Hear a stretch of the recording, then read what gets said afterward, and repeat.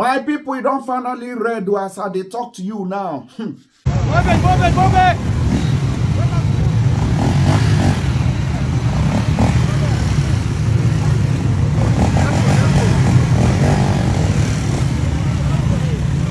For some days now, the military has launched a nationwide onslaught against terrorists and bandits, especially in the northern part of the country.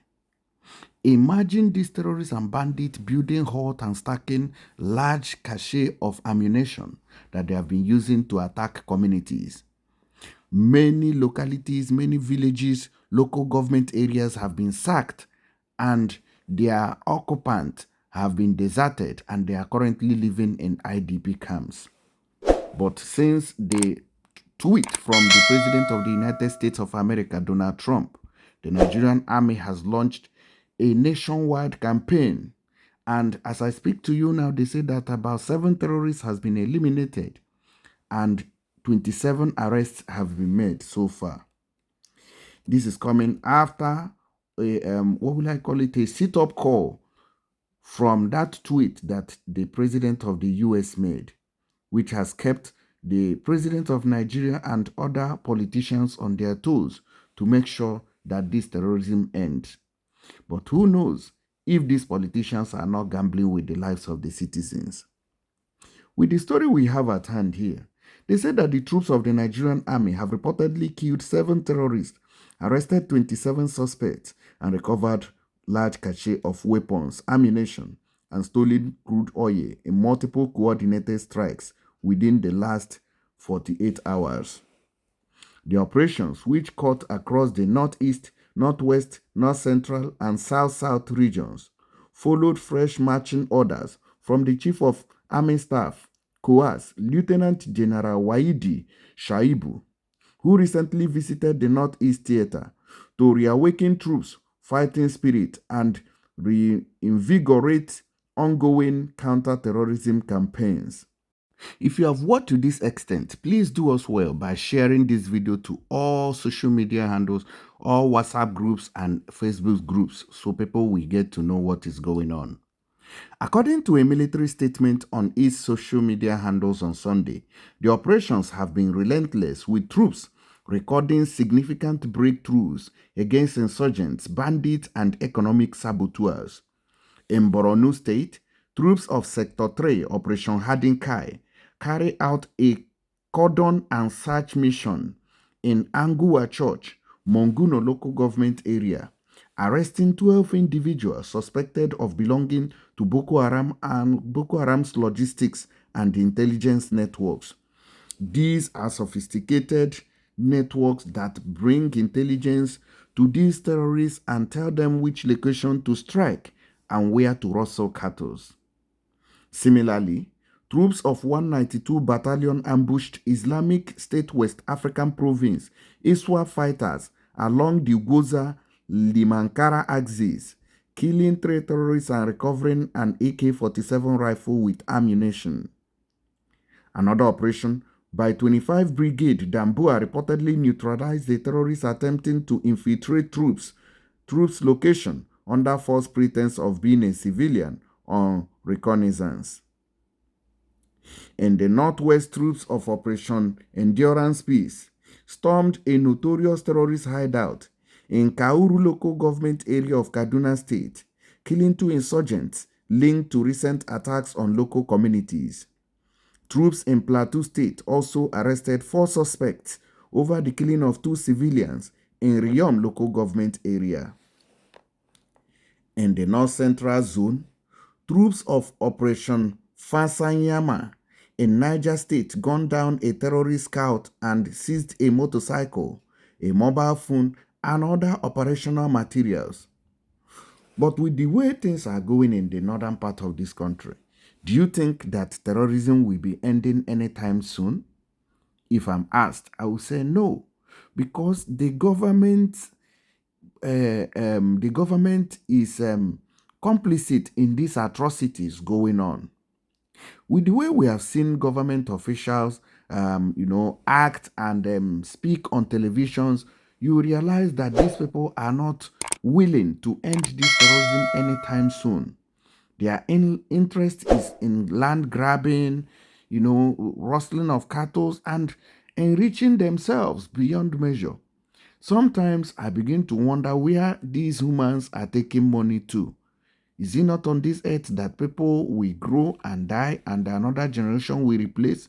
But some people wants to get everything, and I don't even understand why Nigerian politicians are so greedy in trying to inherit the whole world. Let's take a quick look at this video and we'll continue.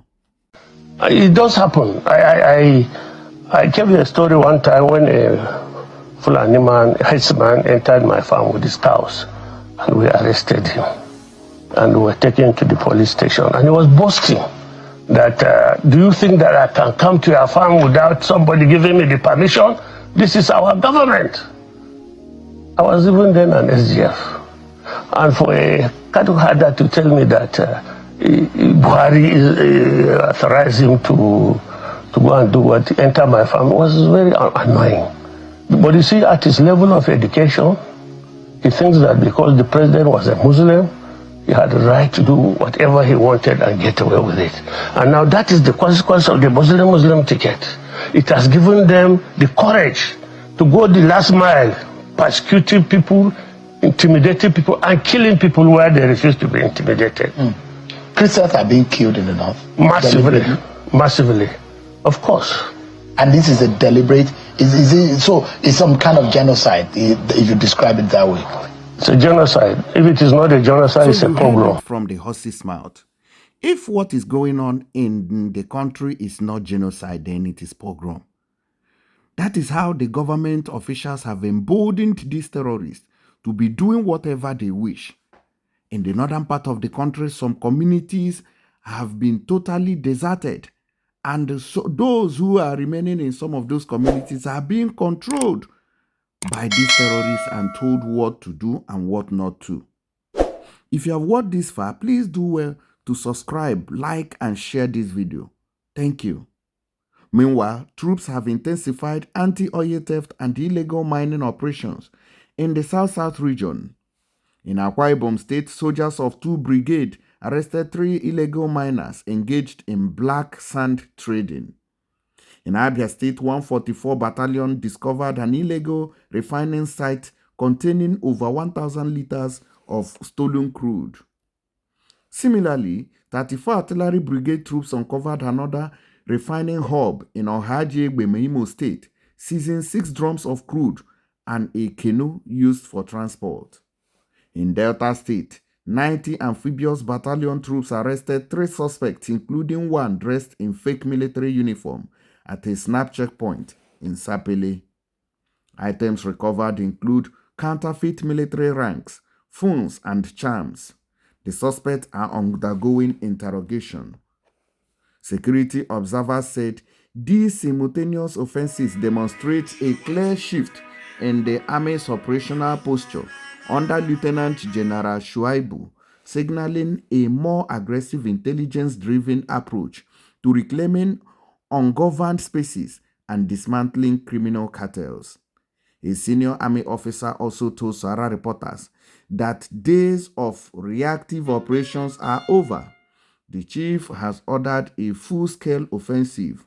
We are taking the fight to their hideout and cutting off their logistics completely. The army, in a statement, reaffirmed its commitment to destroying all threat to national security and urged citizens to continue providing credible information to aid ongoing operations. The Nigerian army will remain unyielding in its resolve to protect citizens, restore lasting peace, and defend the sovereignty of Nigeria.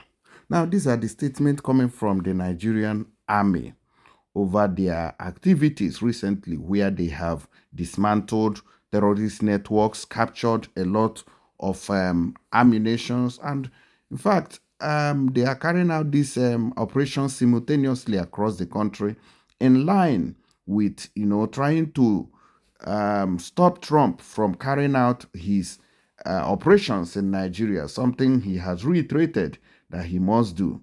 But let me know if you think that the Trump's coming will change things completely, or will it cause chaos in Nigeria as many analysts have disagreed and some have agreed that if Trump comes to Nigeria and strike these terrorists, that it is going to help the Nigerian army to do better, while others have said that anywhere the US goes in, they always cause chaos and the place will never remain the same.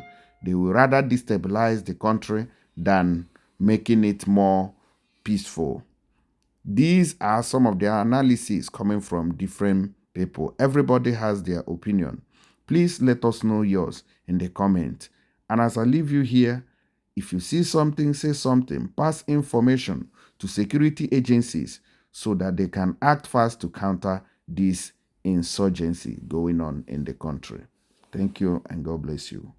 So guys, if you want to send money to Nigeria or any African country, please don't forget to download LearnFi from App Store or Google Play Store and use my promo code POPORE to get an instant cashback of 15 euros, $15 or even 15 pounds, depending on the country where you are, at zero transfer fees.